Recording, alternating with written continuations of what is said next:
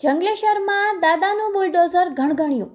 રાજકોટના જંગલેશ્વર વિસ્તારમાં આજે વહેલી સવારથી દાદાના બુલડોઝર ગણગણવા લાગ્યા છે. ગેરકાયદેસર બાંધકામ અને દબાણ દૂર કરવાની કાર્યવાહી અંતર્ગત પ્રશાસન દ્વારા મોટું ઓપરેશન હાથ ધરવામાં આવ્યું છે. બુલડોઝર ચાલતા જ વિસ્તારમાં અફરાતફરીનો માહોલ સર્જાયો હતો. સ્થાનિક લોકોમાં મોટી સંખ્યામાં એકત્રિત થયા હતા, જ્યારે પોલીસ દ્વારા પરિસ્થિતિને કાબૂમાં રાખવાનો કડક બંદોબસ્ત ગોઠવવામાં આવ્યો હતો. સમગ્ર કાર્યવાહી પ્રશાસનની દેખરેખ હેઠળ ચાલી રહી છે. રાજકોટમાં ઐતિહાસિક ડિમોલેશન શરૂ. સીપી બ્રજેશ કુમાર ઝા જંગલેશ્વર પહોંચ્યા. રાજકોટ શહેરમાં આજે ઐતિહાસિક ડિમોલેશનની શરૂઆત થઈ છે. જંગલેશ્વર વિસ્તારમાં શરૂ થયેલા કાર્યવાહી દરમિયાન પોલીસ કમિશનર બ્રજેશ કુમાર ઝા ખુદ સ્થળ પર પહોંચી ઉચ્ચ અધિકારીઓની હાજરીમાં ચાલી રહેલા આ કાર્યક્રમ શહેરના સૌથી મોટા ડિમોલેશન અભિયાનમાં માનવામાં આવે છે. સુરક્ષા વ્યવસ્થાને લઈને ભારે પોલીસ બંદોબસ્ત પણ ગોઠવવામાં આવ્યો છે અને સમગ્ર વિસ્તારને કોર્ડન કરી લેવામાં આવ્યો છે. જંગલેશ્વર વિસ્તારમાં દાદાનું બુલડોઝર ગણગણવા માટે પ્રશાસન સંપૂર્ણ રીતે તૈયાર દેખાય છે. 64થી વધુ જેસીબી અને 90 ટ્રેક્ટર સહિત ભારે મશીનરીનો મસમોટો કાફલો તૈનાત કરવામાં આવ્યો છે. સમગ્ર ડિમોલેશન કામગીરી દરમિયાન મોટી સંખ્યામાં પોલીસ બંદોબસ્ત ગોઠવવામાં આવ્યો છે. સુરક્ષાના ભાગરૂપે ડ્રોનથી પણ સતત નજર રાખવામાં આવી રહી છે.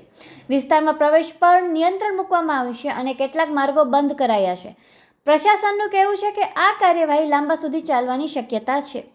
રાજકોટ શહેરમાં આવેલ જંગલેશ્વર વિસ્તારનું આપ જે ચર્ચા કરી એ દબાણ હટાવવાની જે કામગીરી છે એમાં આજે અમારે આપને એ જણાવીએ કે 700થી વધારે મકાનો ને અમે અમારા સહાય અલગ અલગ એટલે કે ટ્રેક્ટર્સ મશીનરીને એમાં હેલ્પ પણ કરી અને લોકોએ જાતે પણ કર્યું.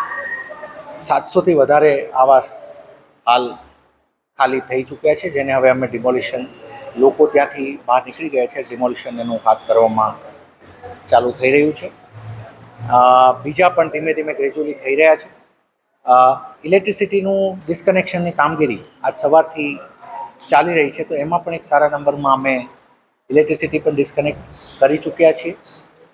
હાલ સુધીમાં અમારું તમામ મશીનરી ઓન પ્લેસ આવી ચૂકી છે અને એ જ રીતે પોલીસ ફોર્સ પણ સારા એવા નંબરમાં અત્યારે અવેલેબલ છે. અને બાય એન્ડ લાર્જ જે અમે આપણી સાથે જે રીતે આયોજન શેર કર્યું હતું એ જ આયોજન મુજબ હાલ આ કામગીરી ચાલી રહી છે.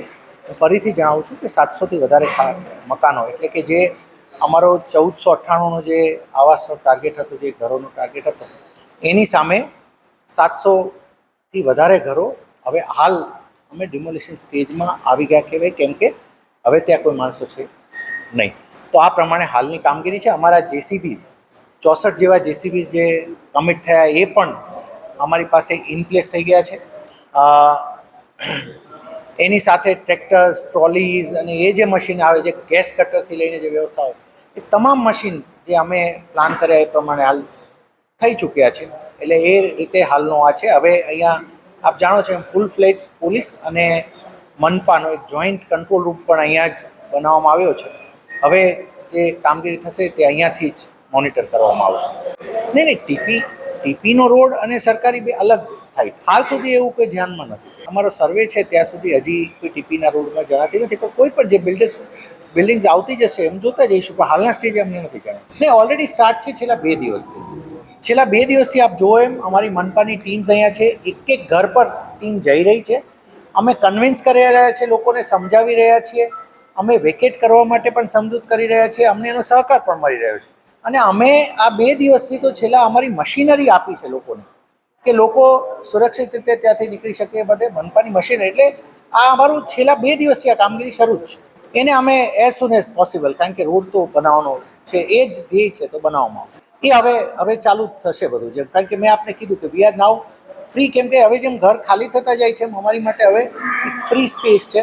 પણ પ્રોબ્લેમ એક બીજો એ પણ છે કે નાની થોડી એરિયા, નાની ગલીને એમાંથી કરવાનું, એટલે અમારી માટે એ થોડું એક ટેકનિકલ બધું આયોજન કરીને અમે કરી રહ્યા છીએ. અમે આપને જેમ જણાવ્યું કે ખૂબ આ બાબતમાં બધાને જાણ થઈ છે, બધા સાથે ખૂબ, એટલે મને એ વસ્તુ હું આપને કહી શકું કે અમારા એફર્ટ્સ સારા એવા કર્યા છે કે લોકો સુધી જઈ અને સમજૂત કરીએ કે આ દબાણ છે, આ દબાણ હટાવવાનું. એનું આ રિઝલ્ટ પણ છે. આપણે જણાવ્યું કે આજના દિવસે આપણે 700+ હાઉસીસ આજે એ ખાલી થયા છે. તો ક્યાંક ને ક્યાંક અમે જે કન્વિન્સ કરી રહ્યા છે ઇટ ઇઝ વર્કિંગ. થશે ગ્રેજ્યુઅલી, બધું ચાલશે. ડિમોલિશન એટલે કે દબાણ હટાવવાનું કામ તો થવાનું છે. મેં આપને કીધું અમારું પ્લાનિંગ છે કે 1-2 દિવસમાં થાય, પણ ચેલેન્જ પણ મેં આપને કીધું કે થોડું સાંકડી ગલીઓને એમાં હોય, પણ અમારી ટેકનિકલ તમામ ટીમ છે. અમે વી would like to finish it as soon as